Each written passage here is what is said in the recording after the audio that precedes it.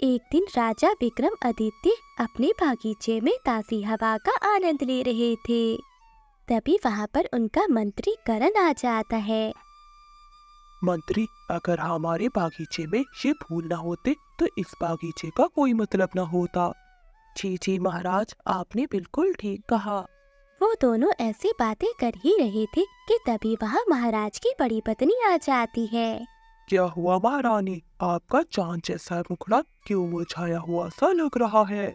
महाराज, आप हमेशा अपनी प्रजा का ही ध्यान रखते हो। आपने ये कभी नहीं सोचा कि आपकी बड़ी महारानी भी महल में आपका इंतजार कर रही है। अरे नहीं महारानी साहिबा, आप मुझे गलत समझ रही हैं। महाराज जी, आपको जब देखा तो आप अपने मंत्री के साथ ही गपशप करते रहते हो। आपको हमेशा अपने राज्य की चिंता लगी रहती है। मेरा तो कोई मोल नहीं है। नहीं नहीं पत्नी, मैं तो आपको चांद पर ले जाने का सोच रहा था, इसलिए मैं अपने मंत्री से इस बारे में बात कर रहा था। क्या सच महाराज? मैं अभी तैयार होकर आती हूँ। ऐसा बोलकर बड़ी महारानी खुशी खुशी अपने महल के अंदर चली जाती है। राजा विक्रमादित्य अपने मंत्री को समझा ही रहे होते हैं कि राजा की दूसरी पत्नी फूलवती वहाँ आ जाती है। महाराज जी, रूपमाया बहुत खुश लग रही है। लगता है आप मुझसे प्यार नहीं करते हो। लगता है आप मुझसे बहुत नाराज हो। नहीं पत्नी, मैं आपसे बहुत ज्यादा प्रेम करता हूँ। आप हमारी सबसे छोटी रानी साहिबा हो ना? अच्छा, मुझे ये बताइए, रूपमाया को आप जन्नत में सैर करवाने लेकर जाने वाले हैं क्या, जो वो इतना खुशी खुशी यहाँ से गई है? नहीं महारानी, जन्नत तो हम आपको घुमाने लेकर जाएंगे। माया तो आपको दिखाने के लिए ऐसा खुश हो रही है। क्या सच महाराज? हम अभी तैयार होकर आते हैं। ये कहकर फूलवती भी खुश होकर महल के अंदर चली जाती है। महाराज, ये आप क्या कह रहे हैं? आप जानते हैं ना कि जन्नत के द्वार पर जाना असंभव है। मंत्री जी, अब हम क्या करें? ये तो हमारे मुंह से निकल गया। तभी वहाँ पर बड़ी महारानी रूपमाया का बेटा आ जाता है। पिताजी, आप इतने दुखी? अरे क्या बताऊं बेटा तुम्हें। ऐसा कहते हुए राजा अपने बेटे को सारी बात बताता है। पिताजी, इतनी सी बात के लिए आप परेशान हो रहे हो? मेरे पास इसके लिए एक उपाय है, मगर हम आपसे अकेले में बात करना चाहते हैं। ठीक है बेटा, मंत्री जी हमें कुछ समय के लिए अकेला छोड़ दो। फिर मंत्री वहाँ से चला जाता है। पिताजी, मेरा मानना है कि इस मसले का हल मंत्री जी के पास जरूर होगा। माता श्री और छोटी माँ ने मिलकर योजना बनाई है। वो देखना चाहती हैं कि इस समस्या का हल मंत्री जी के पास है कि नहीं। अच्छा, तो ऐसी बात है, आप सब मिलकर मेरे मंत्री की परीक्षा लेना चाहते हो। मैं अपने मंत्री जी को अच्छी तरह से जानता हूँ, वो इस समाधान को जरूर ढूंढ लेंगे। फिर रूपमाया का बेटा वहाँ से चला जाता है और राजा मंत्री से कहते हैं, मंत्री, हमारे मुंह से जो भी निकला था अब उसे सत्य करना होगा। मैं तुम्हें सुबह तक का समय देता हूँ, तुम्हें इसका कोई न कोई समाधान निकालना होगा। ऐसा बोलकर राजा विक्रमादित्य अपने महल की ओर चले जाते हैं। अब मंत्री बेचारा बहुत परेशान हो जाता है। अरे अब मैं क्या करूं? न जाने राजा को झूठ बोलने की क्या जरूरत थी। ये तो रानियों को भी पता है कि जन्नत के द्वार पर जाना असंभव है, असंभव। ऐसा बोलकर मंत्री जी भी वहाँ से चले जाते हैं। वो लटका हुआ मुंह लेकर अपने घर पर आ जाते हैं। अरे क्या हुआ जी, रोज तो आप खुशी होकर घर आते हैं, आज क्या हो गया ऐसा? अरे कमला पत्नी, ये राजा हर काम में मुझे आगे कर देता है। पता नहीं वो किस जन्म का बदला ले रहे हैं मुझसे। मंत्री करण की पत्नी बहुत ही ज्यादा चतुर और सुंदर थी। अरे हुआ क्या है, आप मुझे खुलकर बताइए। हो सकता है जिस समस्या का हल आपके पास ना हो वो मेरे पास हो। फिर मंत्री महल की सारी बातें अपनी पत्नी कमला को बता देता है। पति जी, इतनी सी बात, मेरे पास एक योजना है। ऐसा बोलकर कमला पूरी योजना अपने पति को बता देती है। अरे वाह कमला, मुझे गर्व है कि तुम मेरी पत्नी हो। मेरी सारी चिंताएं तुमने चुटकियों में दूर कर दी। अब मैं सुबह जाकर उन दोनों रानियों को जन्नत के द्वार दिखाता हूँ। अगले दिन मंत्री करण खुशी खुशी राजमहल जाता है। क्या हुआ मंत्री जी, उस समस्या का तोड़ मिला आपको? महाराज, मिला तो है, मगर मैं चाहता हूँ कि दोनों रानियों के सामने मैं बताऊं। फिर दोनों महारानियां भी वहाँ आ जाती हैं। महाराज, हमने जन्नत के द्वार और चंद्रमा पर जाने के लिए एक विशेष पक्षी का इंतजाम किया है, जिस पे बैठकर दोनों महारानियां और आप जन्नत के द्वार पर जा सकते हैं। ठीक है मंत्री, तुम उस पक्षी को यहाँ लेकर आओ। हम भी देखना चाहते हैं कि ऐसा कौन सा चमत्कारी पक्षी है।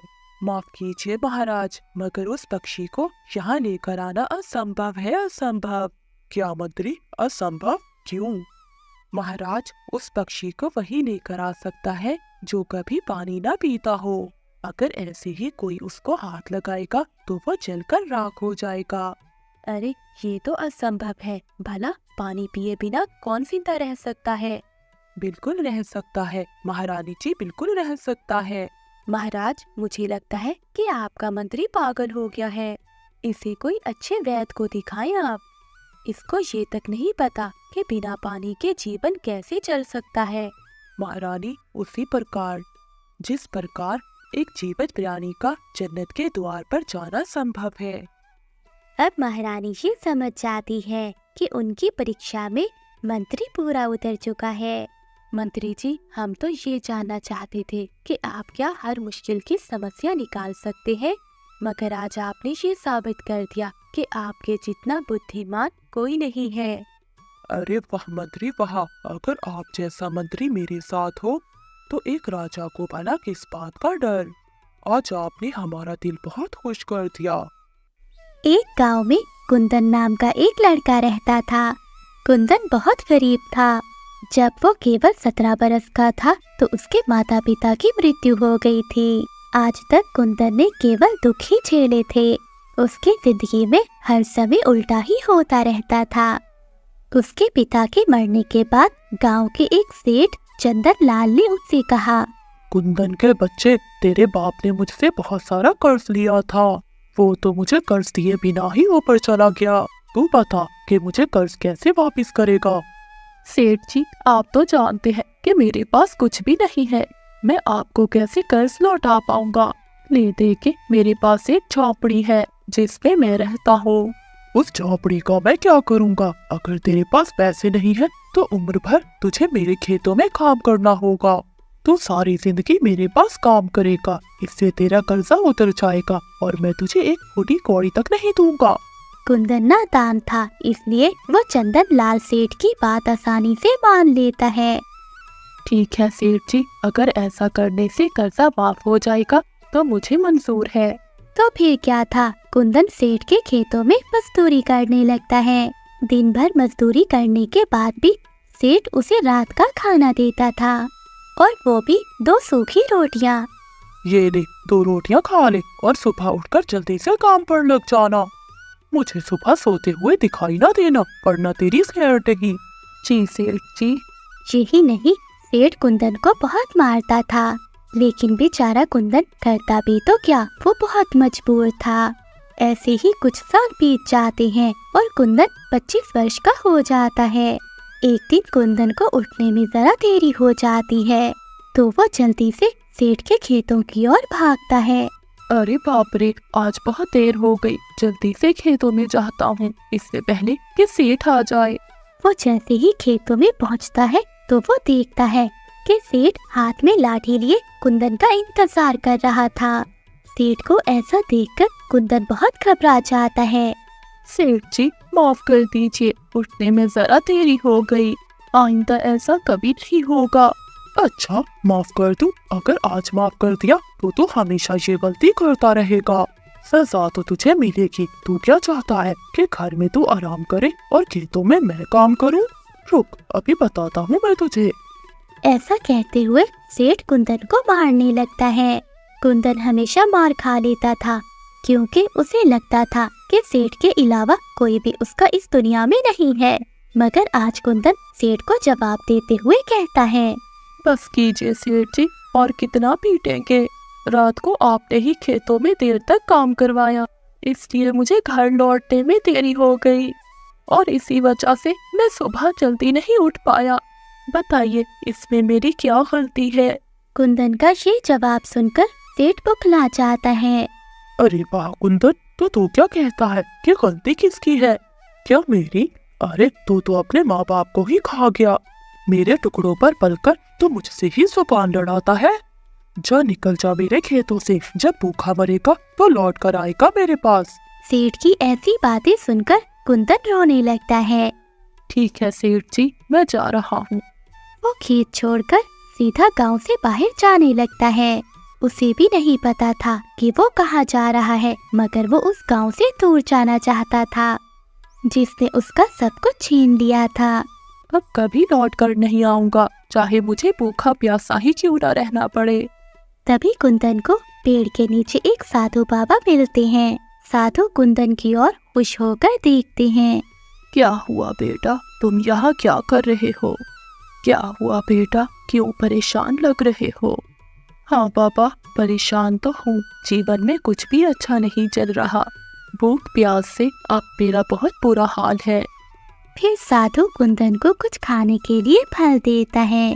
अच्छा बेटा, लाओ अपना हाथ दिखाओ।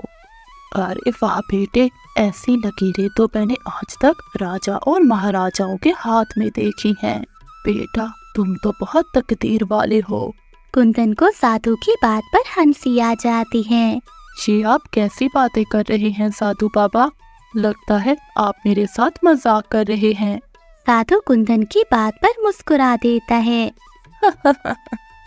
बेटा क्या हुआ, तुम ऐसा क्यों कह रहे हो? बाबा मैंने अपना जीवन गरीबी में गुजारा है। मेरे माँ बाप की मृत्यु हो गई थी। जीवन भर उस सेठ ने मुझे मारा और पीटा। अरे मेरी जैसी किस्मत तो किसी की भी ना हो। बेटा तुम चिंता नहीं करो, तुम्हें बहुत जल्द मेरी बातों पर विश्वास हो जाएगा। बेटा मेरे ख्याल से तुम्हें उत्तर की ओर जाना होगा। कुंदन आगे बढ़ जाता है। वो चलते चलते एक गांव के पास आता है कि तभी उसे हीरालाल नाम के आदमी की मिठाई की दुकान दिखाई देती है। हीरालाल एक बूढ़ा आदमी था और सभी ग्राहकों से बहुत प्यार से बात करता था। कुंदन को देखकर वो उससे कहता है, अरे बेटा क्या हुआ, तुम्हें कौन सी मिठाई चाहिए? तुम यहाँ के तो नहीं लगते।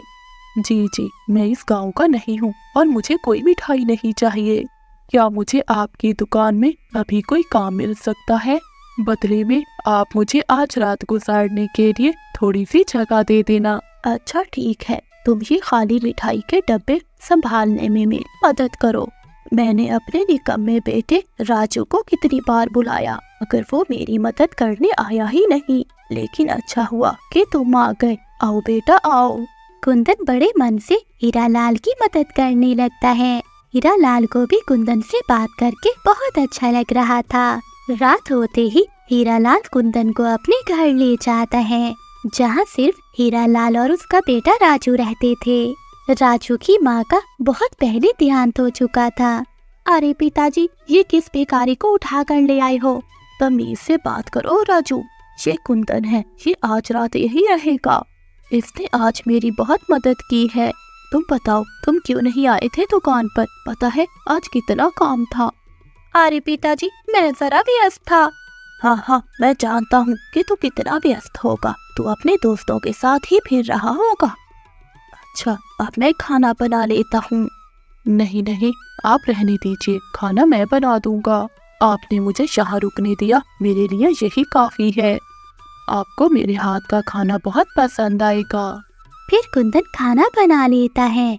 बेटा खुशबू तो बहुत अच्छी आ रही है, तुम भी हमारे साथ खाओ खाना। क्या मैं आपके साथ? हाँ बेटा तुम हमारे साथ खाओ। ये देखकर कुंदन की आंखों में आंसू आ जाते हैं। बेटा क्या हुआ, ऐसे भावुक क्यों हो रहा है? बहुत अरसे के बाद किसी ने मुझसे ऐसे प्यार से बात की है, इसलिए मन थोड़ा भावुक हो गया। चलिए हम मिलकर खाना खाते हैं। सेठ जी उठ जाइए, मैंने आपके लिए खाना बना दिया है और राजू को भी उठा दीजिए। अरे वाह कुंदन, तूने तो मेरा दिल ही खुश कर दिया। ऐसे तो बस मेरी पत्नी ही मुझे नाश्ता बनाकर खिलाया करती थी।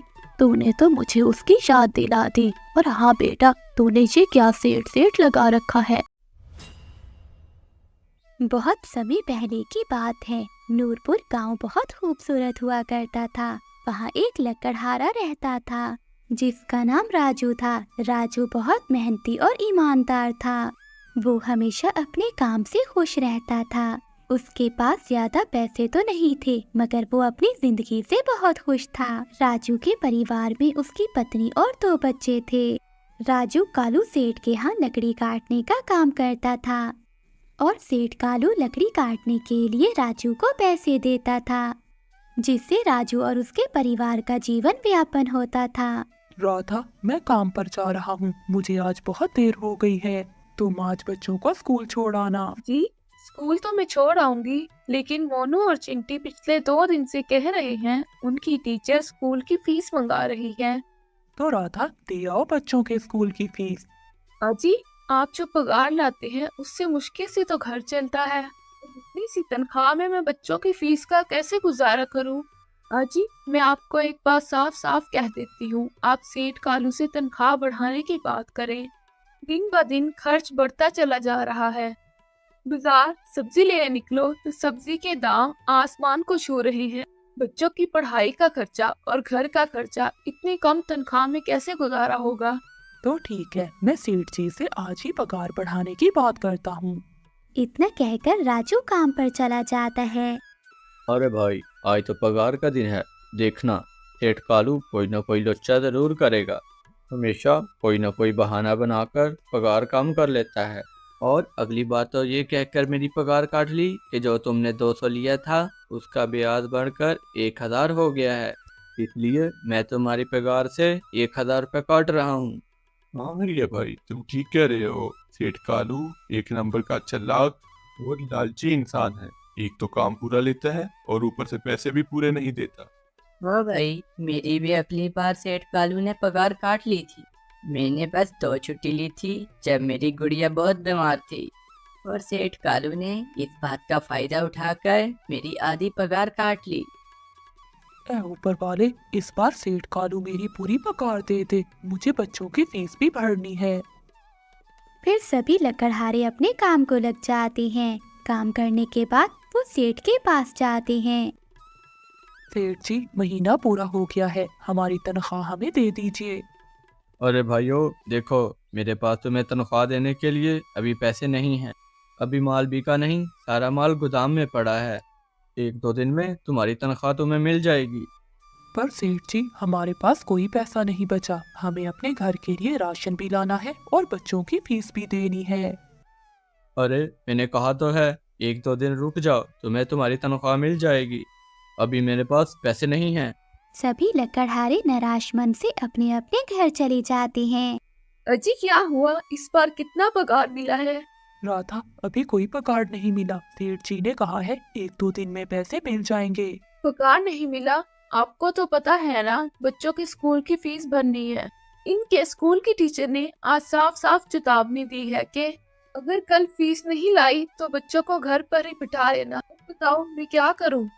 मैं क्या करूं राधा, सेठ जी कभी भी टाइम पर पैसे नहीं देते। अब तो हम इंतजार के सिवा कुछ नहीं कर सकते। बस 1-2 दिन की बात है, हम देख लेंगे। ऐसे ही 2 दिन गुजर जाते हैं। 2 दिन के बाद कालू सेठ उन्हें पगार दे देता है। अरे हरिया, ये ले अपनी पगार। पर सेठ जी, ये तो 2000 हैं। मैंने इस महीने 3000 तक का काम किया है। हाँ हाँ, काम तो किया है, लेकिन तूने 1-1 घंटा आराम भी तो किया है। ये पैसे उसी आराम के काटे हैं। पर सेठ जी, आपने तो कहा था 8 घंटे काम के 3000 मिलेंगे, और मैंने 8 घंटे काम किया और 1 घंटे आराम। हाँ हाँ, मुझे ना समझा। ये 2000 रख, अगर नहीं चाहिए तो जा कहीं और काम ढूंढ ले। बेचारे काका हरिया के पास उन पैसों को लेने के अलावा कोई चारा नहीं था। काका हरिया चुपचाप पैसे रख लेता है। ये लो तुम्हारे 2500 रुपए। मगर सेठ जी, 2500 क्यों? मेरे तो 3000 बनते हैं। मैंने तो ना कोई छुट्टी की और ना ही आराम। मैंने अपना सारा काम समय पर किया है। हाँ हाँ, समय पर तो किया है, लेकिन इस टाइम बाजार में लकड़ियों का दाम बहुत कम है। वजह से तुम्हें भी इस टाइम पगार कम ही मिलेगी जब तक लकड़ियों का दाम नहीं बढ़ता। पर सेठ जी, बात तो 3,000 की हुई थी। मैं 2,500 में कैसे घर चलाऊंगा? मुझे अपने बच्चों की स्कूल की फीस भी भरनी है। मुझे पूरी तनख्वाह दीजिए। 2,500 ही मिलेंगे। काम करना है तो कर, वरना कहीं और कोई काम ढूंढ ले। बेचारे राजू के पास भी उन पैसों को लेने के अलावा कोई चारा नहीं था। अरे भाई, ये सेठ कालू एक नंबर का बेईमान इंसान है। सारे पैसे अपनी जेब में रख लेता है और कहता है लकड़ियों के दाम कम हो गए हैं।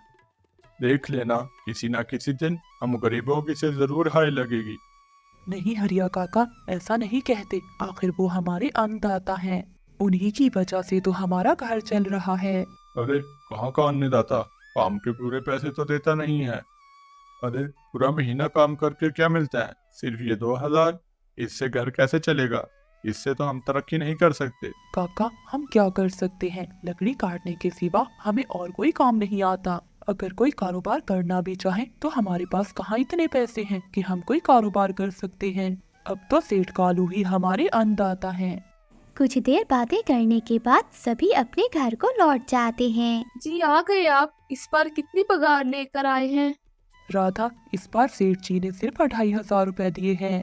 बस सिर्फ 2,500? इसमें हम घर कैसे चलाएंगे? 1,000 रुपए तो बच्चों के स्कूल की फीस में ही निकल जाएंगे। घर का निजाम हम 1,500 में कैसे चलाएंगे? अब मैं क्या करूं राधा, हमें इन्हीं पैसों में गुजारा करना पड़ेगा। तुम ऐसा करना, पहले बच्चों की फीस भर दो, बाकी मैं देख लेता हूँ। अजी, आप क्या देख लोगे? सेठ जी से तो पूरे पैसे मांगे नहीं गए आपसे। मैंने सेठ जी से कहा था, मगर उन्होंने साफ साफ इनकार कर दिया और कहा कि लेने हैं तो लो, नहीं तो जाओ यहाँ से। सेठ जी का काम करने के बाद मैं किसी दूसरी जगह पर काम किया करूँगा। मैं आज ही सेठ जी का काम करने के बाद किसी दूसरी जगह काम ढूंढने जाऊंगा। इतना कहकर राजू काम पर चला जाता है। जैसा कि राजू ने कहा था, वो सेठ के यहाँ काम करने के बाद काम की तलाश में निकल जाता है। राजू जगह जगह जाकर काम ढूंढता है। वो बहुत सी दुकानों पर जाता है, मगर उसे कहीं भी काम नहीं मिलता। अंत में राजू थक हार कर वापिस जाने लगता है। वो सामने देखता है, एक भैंसों का झुंड उसकी ओर आ रहा था। राजू ये देखकर बहुत डर जाता है। वो इधर उधर देखता है। राजू को एक गुफा दिखती है। वो उस गुफा में जाकर छुप जाता है। ए ऊपर वाले, आज तो मैं बच गया। अगर मैं ना देखता तो मैं इनके नीचे कुचला जाता, परंतु ये मैं कहाँ आ गया? राजू ये सब कुछ सोच ही रहा था, तभी उसकी नजर गुफा में पड़ी हुई एक टोकरी पर जाती है। वो टोकरी के पास जाता है। ये कैसी गुफा है और ये टोकरी किसकी पड़ी है? इसे मैं घर ले जाता हूँ। ये टोकरी घर में सामान रखने के काम आएगी। राजू जैसे ही टोकरी को हाथ लगाता है तो गुफा में से एक आवाज आती है। रुक जाओ, इसे छूने की कोशिश मत करो। आवाज सुनकर राजू पीछे हट जाता है। तभी वहाँ एक साधु प्रकट हो जाता है। तभी वो राजू से कहता है, कौन हो तुम और मेरी गुफा में क्या करने आए हो? मुझे माफ करना, आप जो भी हो। एक भैंसों का झुंड मेरे पीछे पड़ गया था, जिससे बचने के लिए मैं यहाँ आ गया। तभी मेरी नजर इस टोकरी पर गई।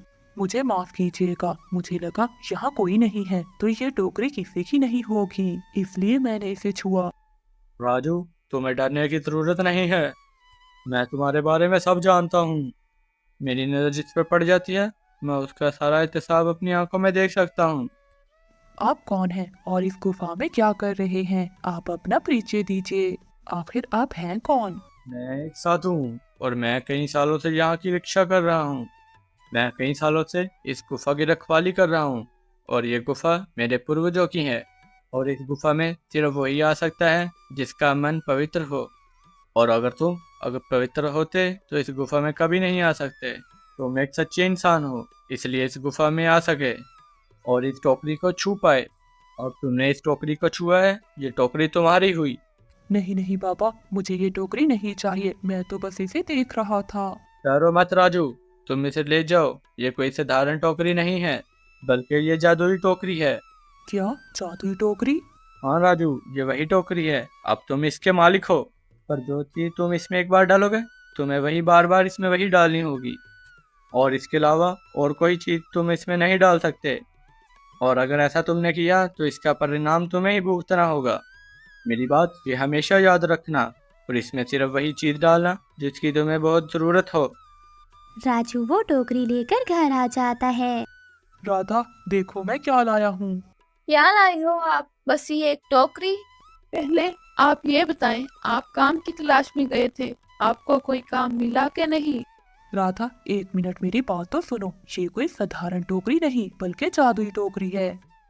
राजू राधा को सारी बात बताता है जो घटना उसके साथ घटी। अच्छा, तो आपका कहने का मतलब है कि हमें इस टोकरी में कोई ऐसी चीज डालनी होगी जिसकी हमें सबसे ज्यादा जरूरत हो। हाँ राधा, हमें कुछ सोचकर ही इसमें कुछ डालना होगा। राजू कुछ देर के लिए सोचता है, फिर उसका ध्यान उन लकड़ियों की तरफ जाता है जो उसने राधा को रखने के लिए दी थी। राधा, तुम्हें याद है कि मैंने तुम्हें एक चंदन की लकड़ी दी थी, वो ले आओ। हाँ, दी तो थी। हाँ, तो तुम वो ले आओ। हम वही लकड़ी टोकरी में डालेंगे और उस लकड़ी से हम अपना व्यापार शुरू करेंगे। वो जैसे ही चंदन की लकड़ी टोकरी में डालते हैं तो वहाँ ढेर सारी लकड़ियाँ आ जाती हैं। अरे वाह, ये तो चमत्कार ही हो गया। ये देखिए कितनी सारी चंदन की लकड़ियाँ जमा हो गई। अगर आप इसको बेचेंगे तो इससे कई सारे पैसे जमा हो जाएंगे। हाँ राधा, मैं कल सुबह इन लकड़ियों को बेच आऊंगा। इनको बेचकर जो भी पैसे मिलेंगे उनसे बच्चों की फीस दे आना और बाकी पैसे हम संभाल कर रख लेंगे। अगले दिन राजू सेठ के यहाँ काम करने नहीं जाता, बल्कि वो उन लकड़ियों को लेकर शहर में जाता है। राजू ने उन लकड़ियों को बाजार के दाम से सस्ते दामों में बेचा, जिसकी वजह से आम लोगों के साथ साथ बड़े व्यापारियों ने भी लकड़ियों को खरीदा। राजू पैसे लेकर घर वापस आ जाता है। देखो राधा, मुझे कितने सारे पैसे मिले। राजू को लकड़ियाँ बेचकर बहुत सारे पैसे मिलते हैं। राधा, इन पैसों में से बच्चों की स्कूल की फीस भर देना। अच्छा, मैं काम पर जा रहा हूँ। अजी, अब तो आपके पास ये जादुई टोकरी है, तो अब आपको उस सेठ कालू के यहाँ काम करने की क्या जरूरत है?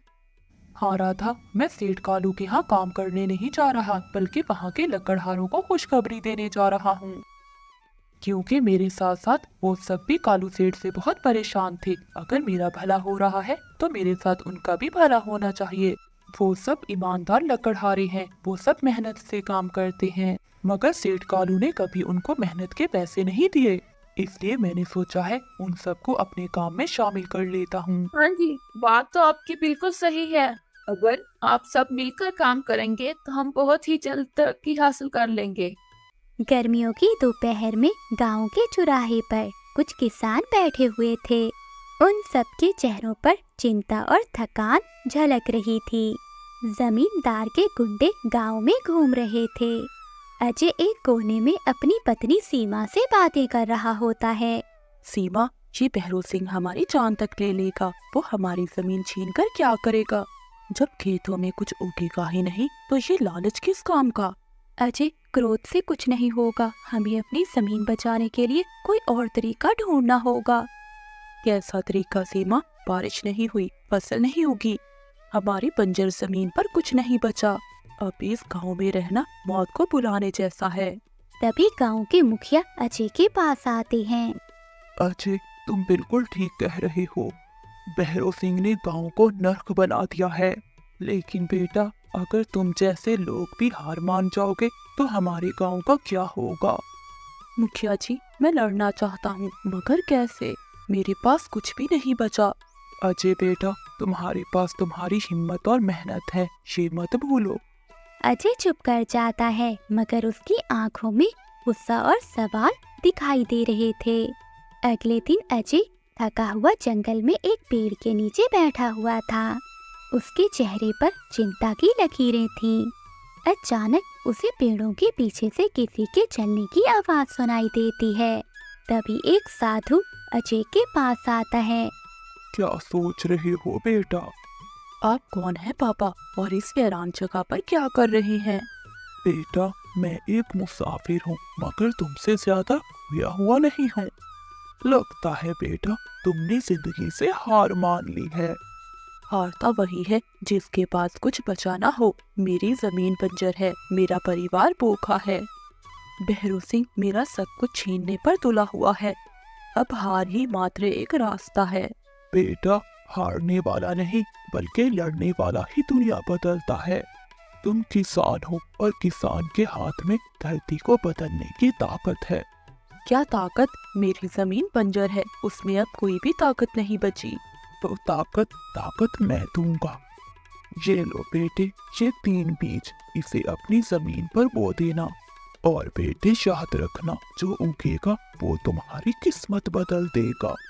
वो साधु बाबा अजय को 3 बीज देता है। बाबा, ये बीज कैसे हैं? क्या ये कोई जादू है? बेटा, जादू और मेहनत में फर्क तुम्हें बहुत जल्दी समझ आ जाएगा। लेकिन बेटा याद रखना, जो चमकेगा उसे संभाल पाना आसान नहीं होगा।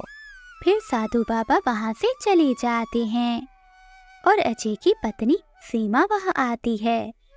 पति जी, ये बाबा कौन थे और मैंने इनकी सारी बातें सुन ली हैं। क्या ये बीज सच में हमारी मदद करेंगे? मुझे खुद नहीं पता सीमा, मगर इन बीजों को बोने में नुकसान तो नहीं है। शायद ये हमारी आखिरी उम्मीद हो।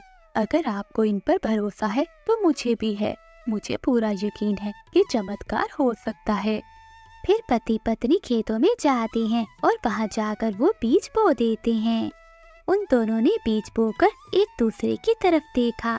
उनके चेहरे पर उम्मीद और डर का मिश्रण था। सीमा, अब हमें इंतजार करना होगा।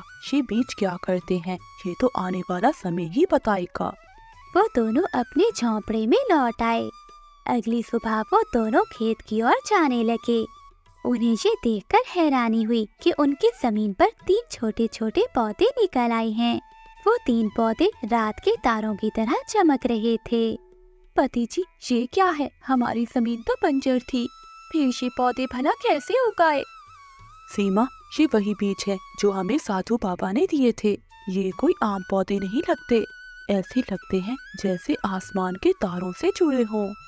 अजय, ये चमत्कार है, हमारी जमीन पर रोशनी आ गई है।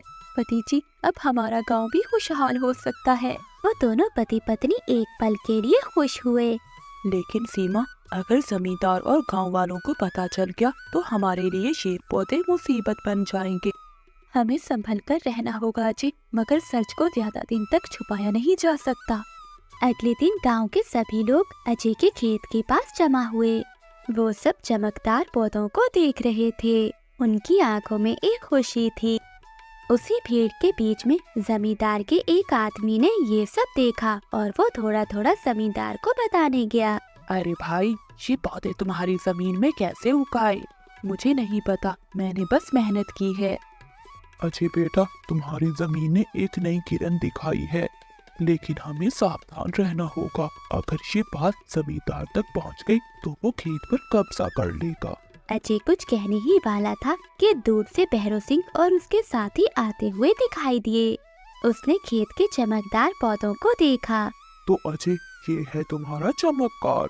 मेरी जमीन पर ये जादू उगाकर तुमने मेरी आंखों में धूल झोंकने की हिम्मत की है। जमींदार, ये जमीन मेरी है और मैंने ही इस पर मेहनत की है। इन पौधों पर आपका कोई भी अधिकार नहीं है। तुम्हारी जमीन, तुम्हारी हिम्मत कैसे हुई इसे अपनी जमीन कहने की? ये पूरा गांव और हर जमीन मेरी जागीर है और ये सब पौधे भी मेरे हैं। अजय, आज से ये जमीन मेरी है। अगर तुमने मेरी बात का विरोध किया तो अंजाम का इंतजार करना। जमींदार, ये अन्याय है, आपको इससे कुछ नहीं मिलेगा। मुझे सोना मिलेगा। ये पौधे कोई आम नहीं है। मुझे इनकी चमक से खजाने की गंध आ रही है। फिर जमींदार वहाँ से चला गया। उसने अजय की जमीन पर कब्जा कर लिया। अजय और सीमा अपने घर के आंगन में बैठे हुए थे। साधु बाबा फिर से वहाँ आए। अजय बेटा, मैंने तुम्हें पहले ही चेतावनी दी थी। इन पौधों की चमक केवल तुम्हारी मेहनत का फल नहीं बल्कि एक रहस्य का द्वार है। बाबा जी, कौन सा रहस्य? बेटा, ये पौधे किसी और दुनिया का दरवाजा खोलते हैं। वहाँ खजाना है, मगर लालच भरे इंसान वहाँ नहीं पहुँच सकते। अगर ऐसा है तो जमींदार वहाँ भी पहुँचने की कोशिश करेगा। साधु बाबा जी, हमें क्या करना होगा? तुम्हें वो दरवाजा खोलना होगा, मगर याद रखना जो भी वहाँ जाएगा वो अपनी मन की सच्चाई का सामना करेगा। फिर साधु बाबा दोनों को खेत में ले आता है। अच्छे बेटा, समय आ गया है, वो दरवाजा खुलने ही वाला है। तुम दोनों को वहाँ जाना होगा, मगर याद रखना खजाने तक पहुँचना आसान नहीं होगा। लालच और बहम तुम्हारे सबसे बड़े दुश्मन बन सकते हैं। बाबा, अगर इससे हमारे गांव के लोगों को जीवन मिल सकता है तो हम